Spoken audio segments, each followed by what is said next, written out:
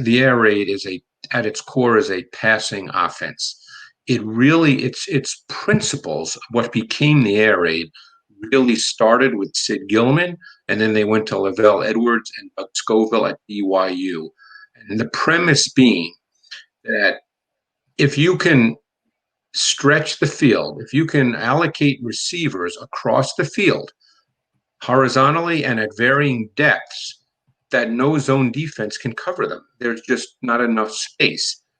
Built into that as well were man-to-man route concepts. So you're allocating receivers across the field at different depths, and then you're having man-to-man concepts within that. So theoretically, on the blackboard, there's no defense that could cover these particular route concepts.